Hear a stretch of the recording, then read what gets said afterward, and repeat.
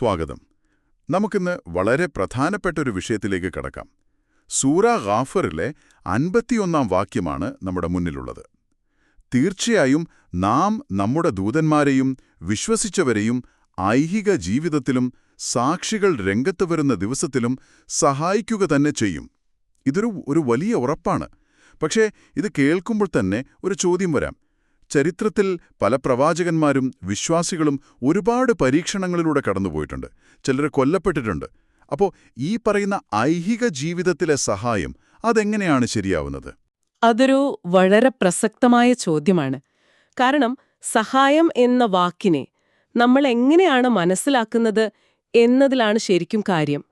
അതായത് അതൊരു സിനിമയിലെ ക്ലൈമാക്സ് പോലെയല്ല. അവസാന നിമിഷം വന്ന് രക്ഷപ്പെടുത്തുന്ന ഒന്ന് മാത്രമല്ല ഈ സഹായം. പണ്ഡിതന്മാർക്കിടയിൽ തന്നെ ഇതിനെപ്പറ്റി പല അഭിപ്രായങ്ങളുണ്ട്. ചിലർ പറയും ഇത് ശത്രുക്കൾക്കെതിരെയുള്ള ഒരു ഭൗതിക വിജയമാണ് എന്ന്.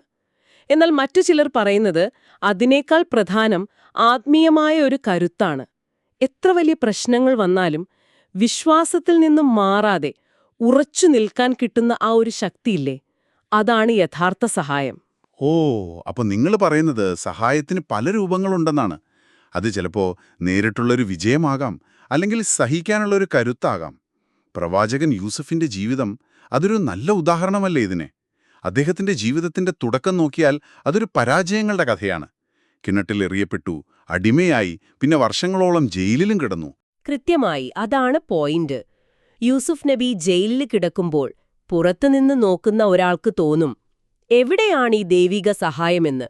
പക്ഷേ ആ പ്രതിസന്ധികളിലൊന്നും തളരാതെ പിടിച്ചു നിൽക്കാനുള്ള ആ ഒരു മനോദലം, ആ പ്രത്യാശ, അതായിരുന്നു അപ്പോൾ അദ്ദേഹത്തിന് ലഭിച്ച സഹായം. പിന്നെ അവസാനം എന്ത് സംഭവിച്ചു? അദ്ദേഹം ഈജിപ്തിലെ ഭരണാധികാരിയായി. അതൊരു ഭൗതികമായ വിജയമാണ്. അപ്പോ സഹായം എന്നതൊരു പ്രക്രിയയാണ്. ആ യാത്രയും ആ പരീക്ഷണങ്ങളും പിന്നെ അവസാനം കിട്ടുന്ന വിജയവും, ഇതെല്ലാം ചേർന്നതാണ് ഈ ലോകത്തെ സഹായം. അതായത് ചിലപ്പോൾ വിജയം ആ വ്യക്തിയുടെ ജീവിതകാലത്ത് തന്നെ കാണാൻ പറ്റും. അതെ, ചിലപ്പോൾ അങ്ങനെയാവാം. മറ്റു ചിലപ്പോൾ ഒരുപക്ഷെ അവരുടെ മരണശേഷം അവരുടെ സന്ദേശം ലോകം ഏറ്റെടുക്കുന്നതിലൂടെ ആവാം ആ വിജയം. അതൊരു വളരെ രസകരമായ കാഴ്ചപ്പാടാണല്ലോ. അപ്പോൾ ഈ ലോകത്തെ സഹായം എന്നത് കുറച്ച് സങ്കീർണമാണ്, ക്ഷമ വേണ്ട ഒന്നാണ്. ശരി. അപ്പോൾ ഈ കാത്തിരിപ്പിന്റെയും സഹനത്തിന്റെയും ഒക്കെ ആത്യന്തികമായ ഫലം എന്തായിരിക്കും? അതാണ് ആ വാക്യത്തിന്റെ അടുത്ത ഭാഗം, അല്ലേ? സാക്ഷികൾ രംഗത്ത് വരുന്ന ദിവസം, അതായത് ന്യായവിധിയുടെ നാൾ. അതെ, ഇതാണ് ഏറ്റവും പൂർണ്ണമായ, ഏറ്റവും വ്യക്തമായ വിജയമെന്നു പറയുന്നത്.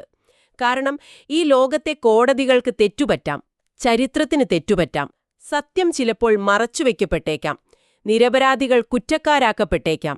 എന്നാൽ ന്യായവിധിയുടെ ആ നാളിൽ എല്ലാ സാക്ഷികളുടെയും മുന്നിൽ വെച്ച് അവർക്ക് ലഭിക്കുന്ന ആ സഹായം അതൊരു സംശയത്തിനുമിടയില്ലാത്ത ഒന്നായിരിക്കും. അവരുടെ സത്യസന്ധത, അവരുടെ നിലപാട്, അതെല്ലാം അവിടെ സ്ഥാപിക്കപ്പെടും. അതൊരു സമ്പൂർണമായ നീതിയുടെ പ്രഖ്യാപനമാണ്. അപ്പോൾ ഈ രണ്ട് സഹായങ്ങളും പരസ്പരം ബന്ധപ്പെട്ടിരിക്കുകയാണ്. ന്യായവിധിയുടെ നാളിൽ തനിക്ക് നീതി ലഭിക്കും എന്ന ആ ഒരു ഉറച്ച വിശ്വാസം, അതാണോ ഈ ലോകത്തെ പരീക്ഷണങ്ങൾ നേരിടാൻ ഒരു വിശ്വാസിക്ക് കരുത്തു കൊടുക്കുന്നത്? തീർച്ചയായും.